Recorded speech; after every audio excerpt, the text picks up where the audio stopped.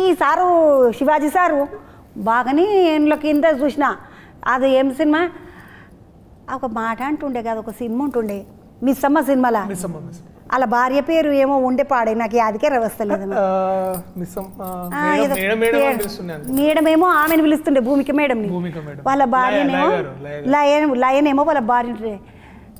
ఏదో పేరు ఉంటుండే నేనే అని పిలుస్తుండే ఇప్పుడు ఆమెలు ఆమెలే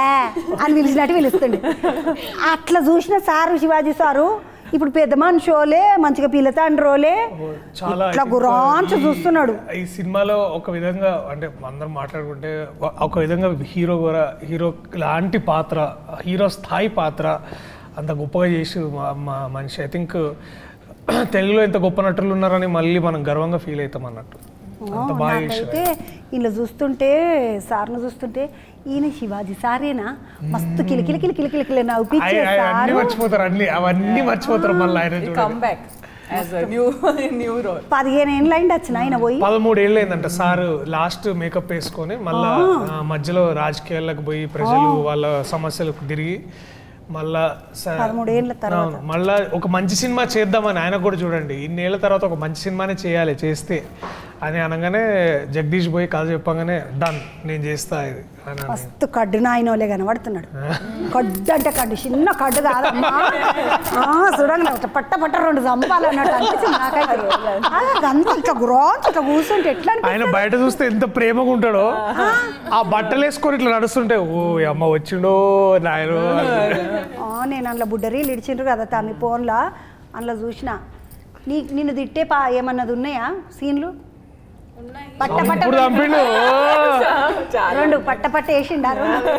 చూస్తారు మీరు సినిమాలో ఎంత పట్ట వేసిండో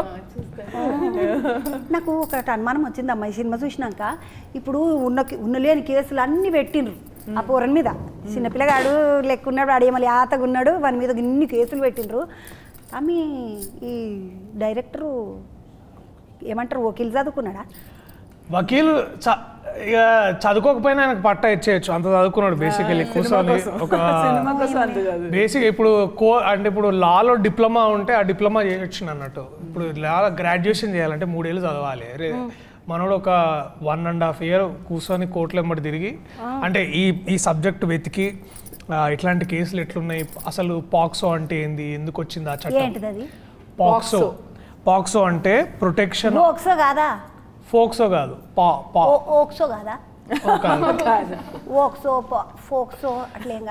పాక్సో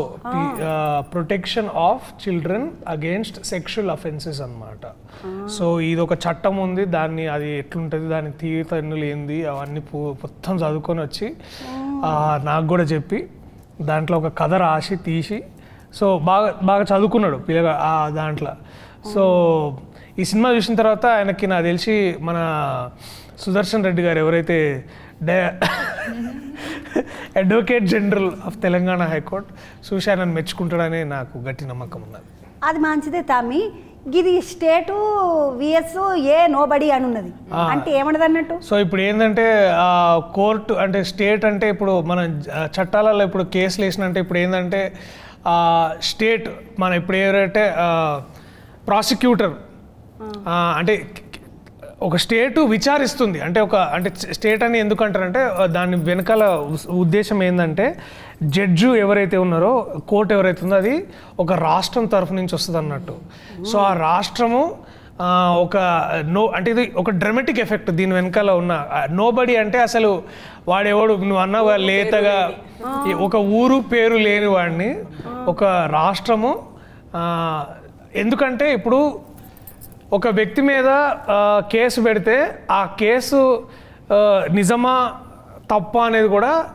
తేల్చే బాధ్యత రాష్ట్రానికి ఉంటుంది ఆ స్టేట్కి ఉంటుంది అన్నట్టు ఆ స్టేట్ గవర్నింగ్ బాడీ ఏదైతే ఉందో మనకిప్పుడు న్యాయానికి చట్టానికి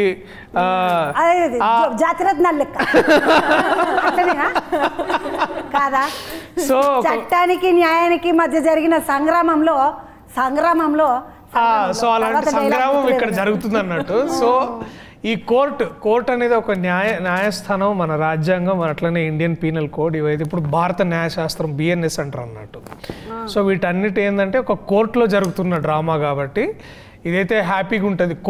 స్టేట్ వర్సెస్ నోబడి అనేది ఒక డ్రామాటిక్ ఎఫెక్ట్గా బాగుంటుందని అట్లా రాపించినాం అనమాట. మంచి